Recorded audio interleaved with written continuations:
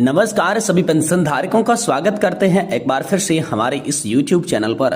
दोस्तों, इस वक्त की पेंशन धारकों के लिए बहुत ही महत्वपूर्ण और इम्पोर्टेंट खबरें निकल कर सामने आ रही हैं, जिसके बारे में दोस्तों आज की इस वीडियो के अंदर बात करेंगे। जी हाँ दोस्तों, पहली बड़ी खबर की बात करें तो ईपीएस 95 पेंशन भोगियों की पेंशन में 333% तक की वृद्धि की संभावना। नई न्यूनतम पेंशन होगी 7,500 रुपए। तो आखिरकार एम्प्लॉयज पेंशन स्कीम को लेकर क्या बड़ा अपडेट आ रहा है और 333% तक की वृद्धि दोस्तों हम सभी के पेंशन में किस तरीके से देखने को मिलेगी, इसके बारे में भी दोस्तों आज की इस वीडियो के अंदर संपूर्ण रूप से जानकारी आप सभी को दी जाएगी। वहीं दोस्तों एम्प्लॉयज प्रोविडेंट फंड ऑर्गेनाइजेशन की ओर से बड़ा अपडेट निकल कर आया है। ईपीएस 95 पेंशन भोगियों को 7,500 प्लस डीए की पेंशन के साथ साथ दोस्तों मेडिकल भी मिलना होगा मुश्किल। इसको लेकर दोस्तों यहाँ पर जो है बड़ी अपडेट निकल कर आई है, तो इसके बारे में भी आज की इस वीडियो के अंदर बात करेंगे। साथ ही दोस्तों यहाँ पर जो है आज की इस वीडियो के अंदर बात करने वाली है ईपीएस 95 पेंशन का बदलेगा फॉर्मूला, जाने कब होने वाला है इसका अंतिम फैसला। तो आखिरकार ईपीएस 95 पेंशन योजना को लेकर फॉर्मूला कब बदलने वाला है और इसका अंतिम फैसला कब होने वाला है, इसके बारे में भी आज की इस वीडियो के अंदर बात करेंगे। और वहीं अंत में बात करने वाली हैं पेंशन भोगियों के लिए निकलकर सामने आया है नया अपडेट।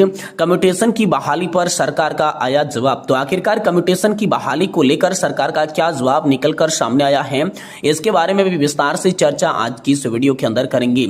यानी कि दोस्तों पेंशन धारकों से जुड़ी तमाम बड़ी खबरों की चर्चा आज की इस वीडियो के अंदर करने वाली हैं। इसलिए आप सभी पेंशन धारकों से निवेदन करते हैं कि दोस्तों आज की इस वीडियो को आप लास्ट तक देखिएगा और साथ ही हमारे चैनल पर नए हैं तो दोस्तों चैनल को भी सब्सक्राइब जरूर कर लीजिएगा। तो चलिए बिना किसी देरी के आज की इस वीडियो के अंदर पेंशन धारकों से जुड़ी तमाम बड़ी खबरों को सही सटीक और तथ्यों पर आधारित जान लेते हैं। जी हाँ दोस्तों, पहली बड़ी खबर की बात करें तो ईपीएस 95 पेंशन भोगियों की पेंशन में 333% तक की वृद्धि की संभावना। नई न्यूनतम पेंशन होगी 7,500 रुपए। इसको लेकर बड़ा अपडेट आया है। कर्मचारी पेंशन योजना ईपीएस 95 पेंशन धारकों की पेंशन में 333% की बढ़ोतरी की संभावना है, जिससे न्यूनतम पेंशन 7,500 रुपए हो सकती है। तो चलिए हम सभी को इस नए अपडेट पर बताते हैं कि कर्मचारी पेंशन योजना 1995 में दोस्तों पेंशन भोगियों की न्यूनतम पेंशन 7,500 कब तक हो सकती है, इसके बारे में देखिए दोस्तों 333% पेंशन वृद्धि के प्रस्ताव की बात करें तो सुप्रीम कोर्ट के निर्देश और सरकार की संजीदा पहल के चलते कर्मचारी पेंशन योजना 1995 में बड़े बदलाव की तैयारी है। पेंशन की गणना अब अंतिम वेतन के आधार पर की जा सकती है, जिससे कर्मचारियों की पेंशन में 333% तक की वृद्धि संभावना है। उदाहरण के तौर पर यदि किसी कर्मचारी की अंतिम सैलरी 15,000 थी तो उसकी पेंशन की गणना 45,000 के आधार पर हो सकती है, जिससे उसे 15,000 रुपए की मासिक पेंशन प्राप्त हो सकती है। वही न्यूनतम पेंशन 7,500 प्लस डीए की बात करें तो मोदी सरकार ने पेंशन धारकों के लिए न्यूनतम पेंशन को 7,500 रुपए प्रतिमाह करने का प्रस्ताव पारित किया है। इसी के साथ महंगाई भत्ता भी शामिल किया जाएगा, जिससे पेंशन धारकों को अधिक आर्थिक सुरक्षा मिल सकेगी। इस प्रस्ताव से 65 लाख पेंशन धारकों को लाभ मिलेगा, उनकी वित्तीय स्थिति में दोस्तों सुधार होगा। वहीं दोस्तों 3 चरणों में पेंशन बढ़ोतरी आप सभी के लिए होने वाली है। पेंशन बढ़ोतरी के 3 चरणों में लागू किया जाएगा, जिसमें पेंशन को 5,000 रुपए, 7,000 रुपए और 9,000 रुपए तक बढ़ाया जाएगा।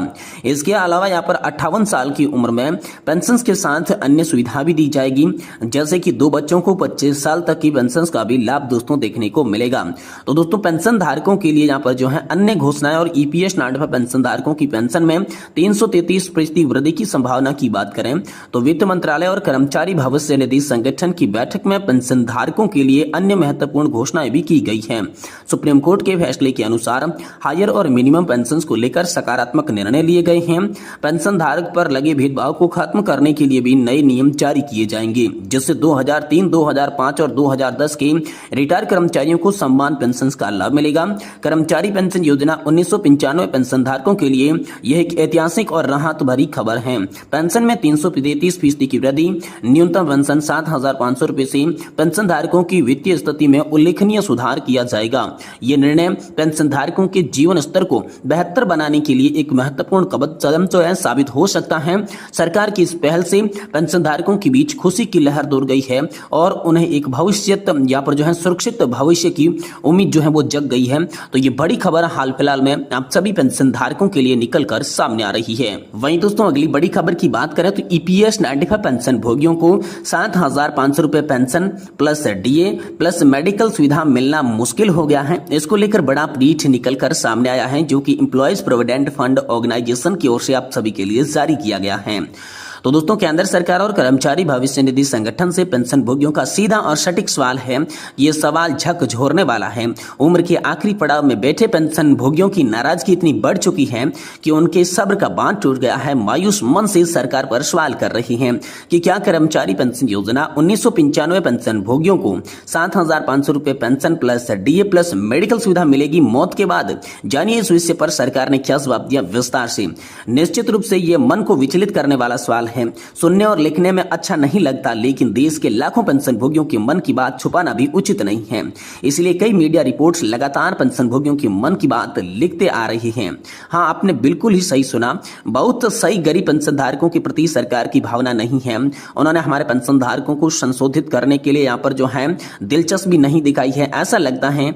दीपक कुमार शर्मा लिखते हैं कि हमें यह अच्छी तरीके से समझ लेना चाहिए, सरकार कोई भी हो, सारा फंडा मुफ्त अनाज, मुफ्त भाई बहनों को कैश देने के लिए विधायकों सांसदों को आजीवन पेंशन का काम आता है। हम लोग भले ही 75 से 76 साल के हो गए हो, आज तक नहीं कल मर जाएंगे, तो नेता किस काम आएंगे? उनको अपने परिवार के 7 दिनों की व्यवस्था करना है। इसके लिए बेचारे मजबूर हैं, नहीं तो जल्दी यहाँ पर तो कर देते। कर्मचारी भविष्य निधि संगठन, अधिकारी और कर्मचारी काम नहीं कर रहे हैं। ये दोस्तों यहाँ पर जो है पेंशनधारकों की दिल की पीड़ा हाल फिलहाल में सोशल मीडिया के माध्यम से बयां की जा रही है। इसको लेकर बड़ा अपडेट निकल कर सामने आया है। वहीं दोस्तों अब बदलेगा EPS 95 का फॉर्मूला, जानिए कब होने वाला है इस पर अंतिम फैसला। यहाँ पर जो है EPFO अपने कर्मचारी पेंशन योजना में मासिक पेंशन निर्धारण में मौजूद फॉर्मूला बदलाव का गंभीरता से विचार कर रहा है। इसके तहत पूरी पेंशन सेवा योग्य दौरान मिलने वाली औसत पेंशन योग्य वेतन के आधार पर मासिक पेंशन निर्धारण का प्रस्ताव है। हालांकि इस संबंध में अंतिम फैसला पेंशन के लिए भुगतान की जाने वाली राशि और जोखिम का आकलन करने वाले एक्चुअरी की रिपोर्ट के बाद लिया जाएगा। मामले से जुड़ा एक और सूत्र ये जानकारी देता है। फिलहाल EPFO कर्मचारी पेंशन योजना के तहत मासिक पेंशन निर्धारण करने के लिए पेंशन योग्य वेतन गुणा पेंशन योग्य सेवा का और बट्टे 70 फॉर्मूले का इस्तेमाल कर रहा है। सूत्र के मुताबिक EPS 95 के तहत मासिक पेंशन के फॉर्मूले में बदलाव का प्रस्ताव है।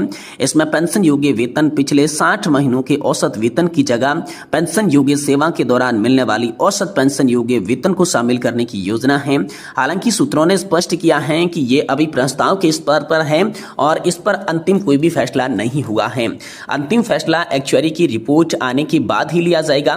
तो दोस्तों अगर EPS पेंशन फॉर्मूले में बदलाव करता है EPFO, तो इससे निश्चित तौर पर उच्च पेंशन का विकल्प चुनने वाले समेत सभी मासिक पेंशन मौजूद फॉर्मूले से कम होगी। इससे उदाहरण के लिए समझे तो मान लेते हैं अधिक पेंशन का विकल्प चुनने वाले का अंतिम 60 महीनों का औसत सैलरी 80,000 रुपए बैठता है, तो उनकी पेंशन योग्य नौकरी 32 साल है। ऐसे में मौजूद फॉर्मूले के तहत उनकी पेंशन 36,571 रुपए होगी। वहीं जब पूरी पेंशन योग्य नौकरी के दौरान वेतन का औसत लिया जाएगा तो मासिक पेंशन का निर्धारण कम होगा, क्योंकि नौकरी के शुरुआती दिनों में सैलरी की बात करें जो बेसिक सैलरी और महंगाई भत्ता DA जोड़कर होता है, तो वो सैलरी जो है वो कम होने वाली है, जिससे आमतौर पर यह सीधा देखा जा सकता है कि रिटायरमेंट के बाद पेंशन धारकों को कम पेंशन मिलेगी। यानी कि सीधी सीधी ये बात सामने आ रही है कि हाल फिलहाल में जो आपका फॉर्मूला चल रहा है उसे बदलकर आपकी जो भी पूरी सेवा रही है उस सेवा के दौरान शुरुआती से लगाकर एंड तक आपको कितनी यहाँ पर जो है सैलरी दी गई, उस सैलरी का एक औसत निकाला जाएगा और उसी औसत के आधार पर जो है पेंशन दी जाएगी। लेकिन इसमें पेंशन धारकों का कहना है कि ये फॉर्मूला अगर लागू हो गया तो हाल फिलहाल में जो पेंशन मिल रही है उससे भी कम पेंशन धारकों को पेंशन मिलेगी, क्योंकि जो शुरुआती दिन होते हैं नौकरी के उसमें सैलरी बेहद कम होती है, इसलिए यहाँ पर जो है कम पेंशन मिलेगी। ये बड़ा अपडेट हाल फिलहाल में आप सभी पेंशन धारकों के लिए निकल कर सामने आ चुका।